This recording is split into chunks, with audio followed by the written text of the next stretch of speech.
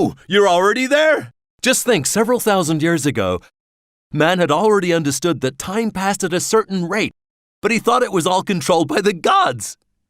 To try to find out more, man started to use a simple stick that's called a gnomon, which he planted in the ground to follow the movement of the sun. So it was through the sun that man started to keep track of time, and also by observing the passage of the seasons: spring, summer, fall, and winter. It's true that in some parts of the world they don't have 4 seasons, but they do have changes in temperature during the year, right? Later, man invented the sundial. This round surface with a gnomon attached was supposed to record the sun's movements. Look! You can see the shadow move. The sundials of the time had no graduations. Graduations are the little markings that tell you what time to say, "Look, Mom and Dad, it's snack time." Graduations started to be added in the Middle Ages, but in those days they only had 4 markings to mark the start and the end of the working day, and break times. Break times are pretty important, right?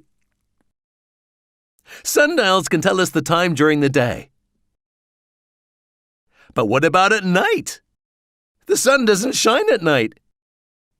So that's why they invented the water clock, also called the clepsydra, which is Greek for water thief. I'll show you.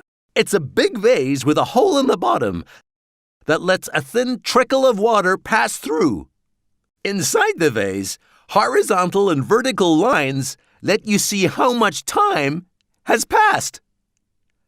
Pretty clever, huh? A device that works in the same way is the hourglass. I'm sure you know what they are. Maybe you were given one to make sure you brush your teeth for long enough. As long as the sand goes through, you have to carry on brushing away at those teeth so you keep them nice and white and don't get tooth decay. In about the 13th century, they replaced the sand and water with a solid element, which is how they made the first mechanical clocks. This was a real time revolution.